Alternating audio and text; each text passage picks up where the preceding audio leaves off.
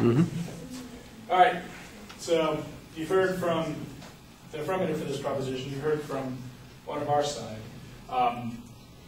So far, the first two claims that I have against the affirmative position are my two workability claims.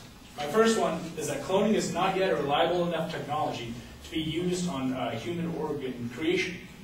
Cloning, on my first piece of evidence here from Kelly Burton, who is a journalist for ABC.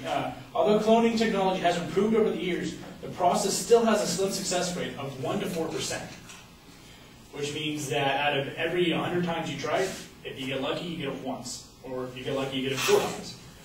But, and here my second piece of evidence from Gregory and Lamb, who is another journalist. Cloning, it turns out, is a difficult proposition. Dolly, which was the sheep that they talked about, the sheep that was cloned from another sheep. Dolly was the sole survivor among 277 attempts to clone a sheep. So, how is that useful in a medical situation when you need something almost instantly? My next workability claim is that the affirmative's position would require more federal funding. What they talked about earlier was that government-funded institutions should be allowed to use their funds for the use of cloning human organs. But these institutions, the funds they receive are federal research grants, which go to very specific things, and you have to apply for them, so the government knows exactly what you're doing. The problem with that is if you just go out for, say, one thing, and then you suddenly want to take the money and use it for something different, if you do that, that's equivalent to stealing from the government. And they give you 2 to 5 years in a federal penitentiary for that. So if they can't use the research grants that they already have, they have to apply for new ones.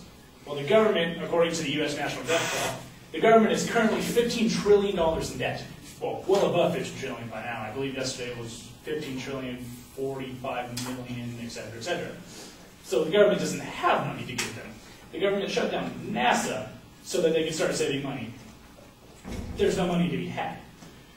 So, overall, my workability claims show that the proposition from the affirmative is relatively useless.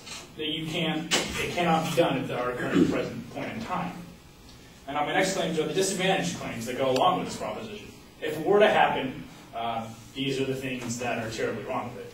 My first is that clones suffer from genetic abnormalities which could cause mutations in cloned organs. My first piece of evidence is from Kevin Bonsner, which is a journalist for How Stuff Works. Those clones that do survive suffer from genetic abnormalities. Clone cells may age more rapidly, shortening their lifespans. Some clones have been born with defective hearts, lung problems, diabetes, blood vessel complications, and malfunctioning immune systems. Dolly the sheep, as my partner mentioned earlier, died within, it wasn't 6 years, but 6 months from complications of its organs that were cloned and not fully functional. My next quote, piece of evidence for this is from Dr. Kaplan, who is a doctor at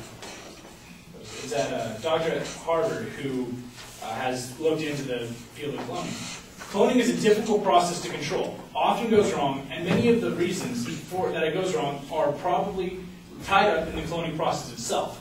The process itself is not developed enough in order to be able to do what they want it to be able to do.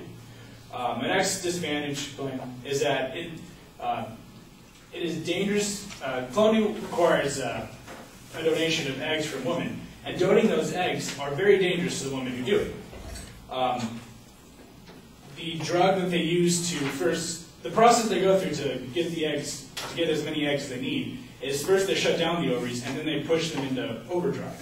So the drug that they use to shut it down is called Lupron, or lupuride acetate, and is the drug that they use.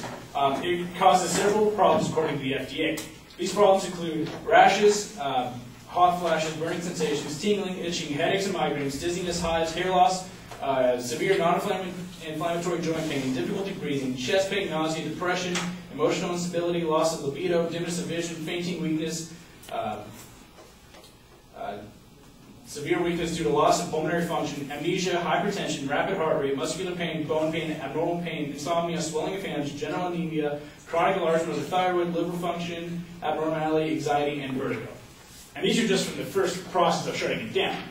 When they kick the ovaries into overdrive, that causes an entirely different problem called ovarian hyperstimulation syndrome. And severe cases of this syndrome involve developing cysts and enlargement of the ovaries along with massive fluid buildup in the body. It also carries increased risk of clotting disorders, kidney damage, ovarian twisting, and has been associated with serious life-threatening pulmonary conditions in the FDA's trials. So already it's highly dangerous to donate eggs to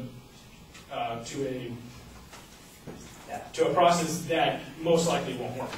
So there's really no point. And then my next claim is that in order to get the stem cells they need to do the cloning, it kills embryos. Embryos are the basic form of life right before the fetus. So you and I and everybody here was once an embryo, and then we grew into a fetus, and there's a whole slew of problems there because it's considered killing another human in the most extreme sense, because we were once embryos, they're now embryos. If we kill them, we're killing what they could be, we're killing the future. My next disadvantage claim is that cloning is extremely costly. Just to be able to start the process of cloning costs $200,000, and that's just to get the amount of eggs that you need for the slight possibility that you would succeed in being able to clone something. Here, let's see, from Peter Moenbrantz, who is another journalist. Eggs cost $1,000 for each one. When all that's said and done, to treat one patient, cost could easily soar over $100,000 if you're just getting 100 eggs per person. But as you've seen from Dolly, it can require up to 277 eggs for one successful output. And that would be it.